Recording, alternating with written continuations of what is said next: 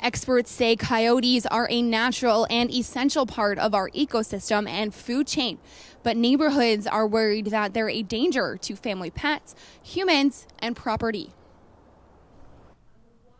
Scared Aldershot residents held a meeting at East Plains United Church. They spoke with experts from Coyote Watch Canada and the Ministry of Natural Resources. They have been studying coyotes in southern Ontario for years now.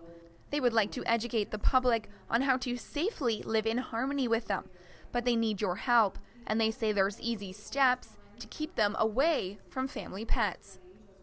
You can now report your coyote sightings online, and the city welcomes those reports. It's very important.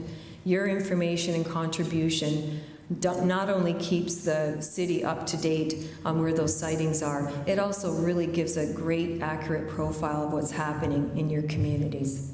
One of the scientists that did a lot of this work for us, when he was doing some of his coyote work, he was right downtown in Toronto near Tommy Thompson Park, and he observed an individual openly feeding coyotes, providing food. Coyotes were coming in and eating.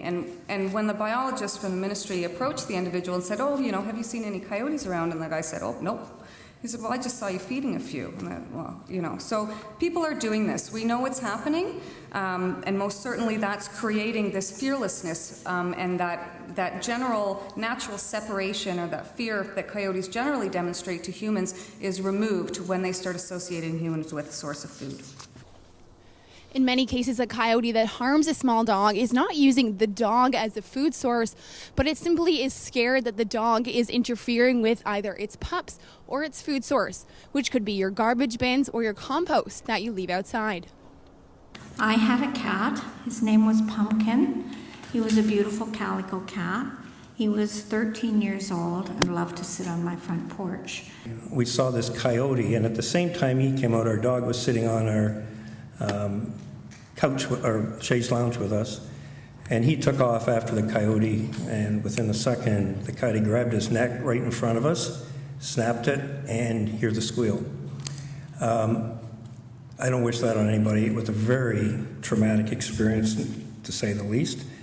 They say the average size of a coyote is roughly 35 pounds. Because of their fur and because you might be scared of them, it's easy to overestimate their weight. So a puppy dog like this 15-pound pug, maybe 10 pounds, would be an easy target. But someone like this 50-pound boxer might be a little harder to get. She could probably hold her own, but she might come home with a few scratches. It's not just nighttime when you have to worry about those pets. Coyotes have been spotted during the day as well, and experts say never to deal with a coyote by yourself because you might not know all the facts. Relocation may only be transferring the problem to somebody else's neighborhood, and in many situations a coyote must be released within 24 hours of being captured and within 1 kilometer of the capture site, 15 kilometers for juveniles. So you really aren't dealing with the source of the problem. It's just moving it, and we know that coyotes travel upwards of hundreds of kilometers a day, and they will, to return to their territorial area. It's important to remember that all wildlife, including skunks, squirrels, raccoons, and coyotes, are all protected under law. So you can't hurt them unless they pose a significant straight threat to your family or yourself. Although if you do come in contact with one, they say to make sure you make loud noises, wave your arms, just as if you would a bear. And also remember that unless you're feeding them, they will be just as scared of you as you are of them. For Halton Insider, I'm Krista Sharpe.